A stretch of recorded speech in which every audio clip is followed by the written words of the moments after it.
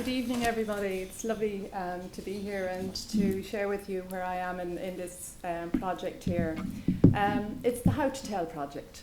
That's the short title. The long title is the collaborative development of an evidence-based educational resource for self-disclosure strategies for people with epilepsy. But I think the take-home message for you is the How to Tell. And in many ways it summarises clearly what it actually is about.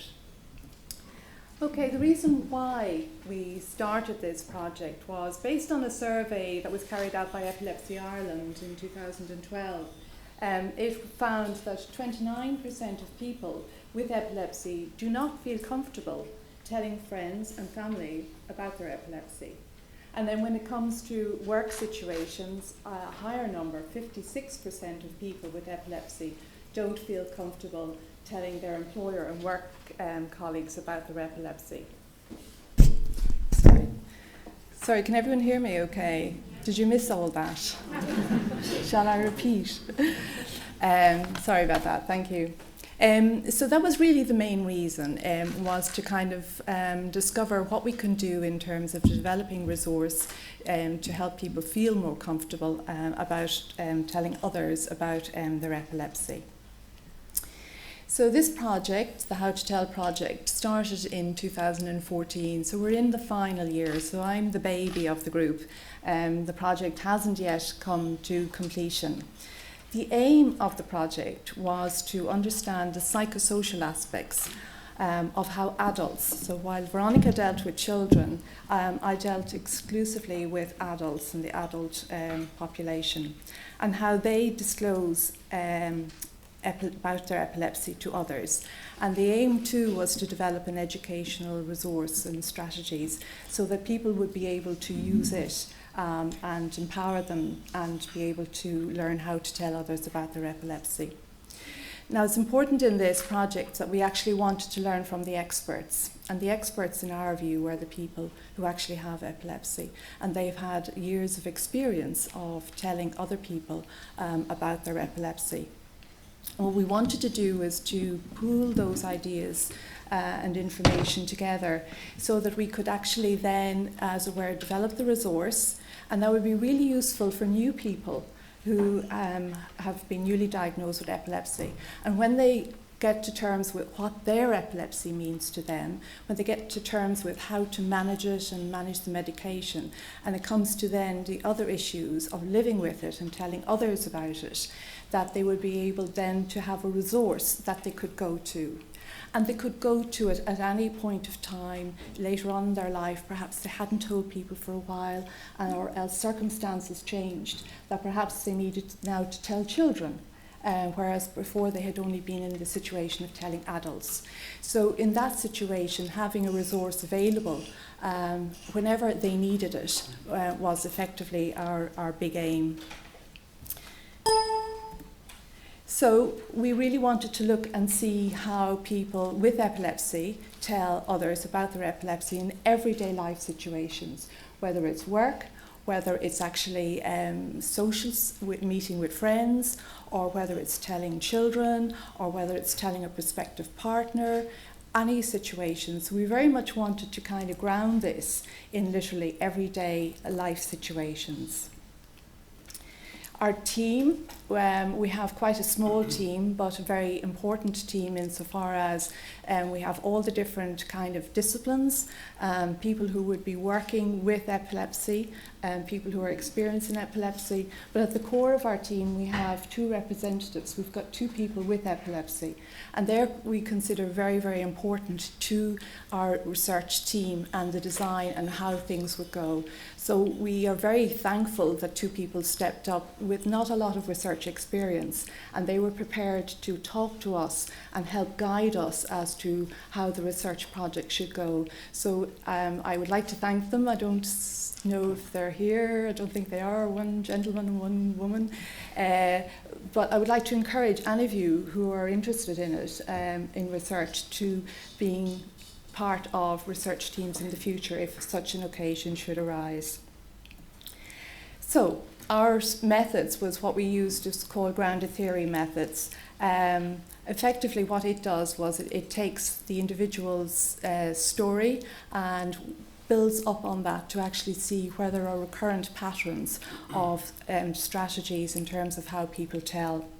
We got ethical approval from the Faculty of Health Sciences, and then we started looking to recruit people onto our sample.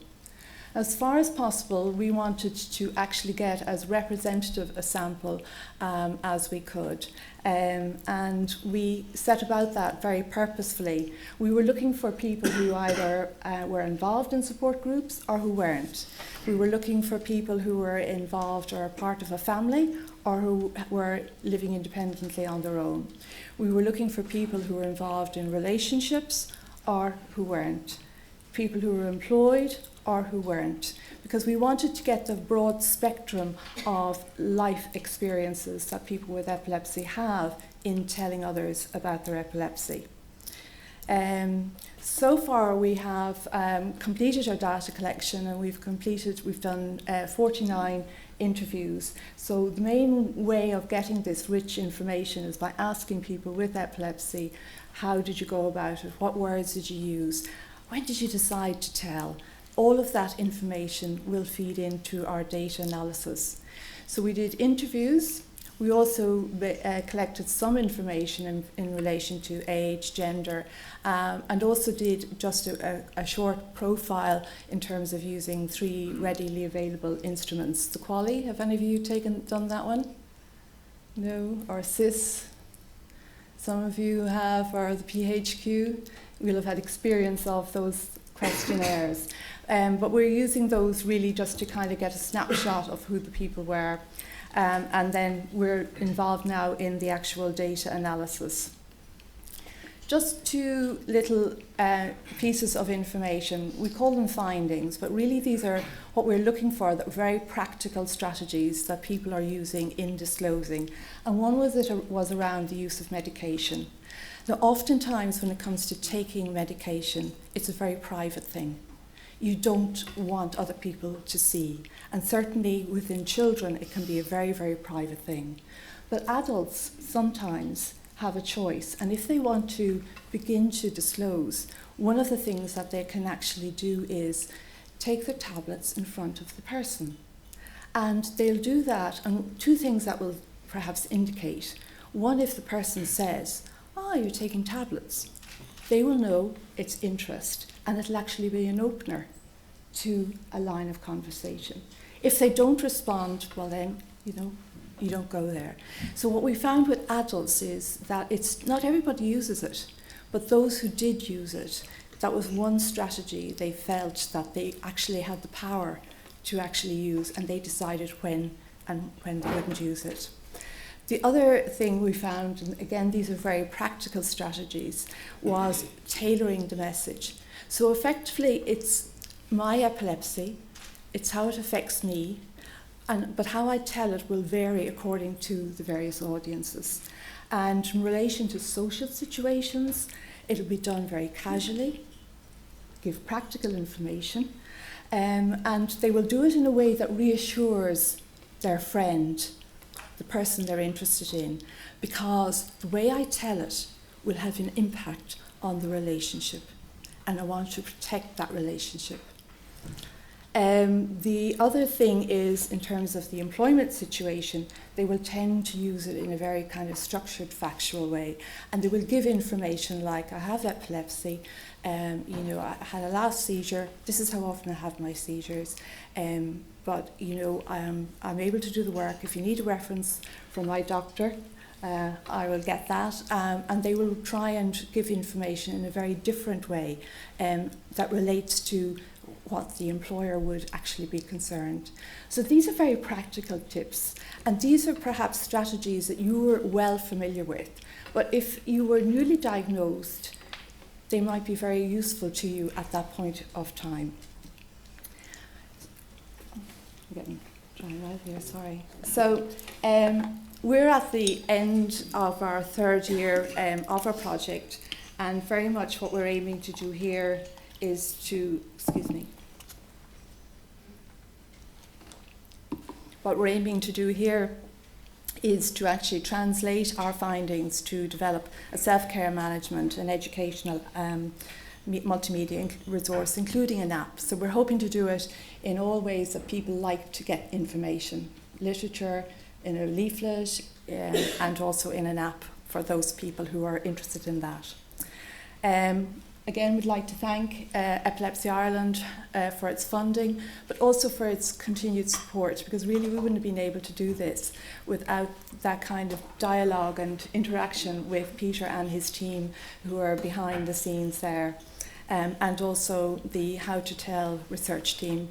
I'm only one, Agnes is another, Maura's very busy, she's another one. And if I've missed anybody else out, I do apologise, but basically it's teamwork. So, thank you.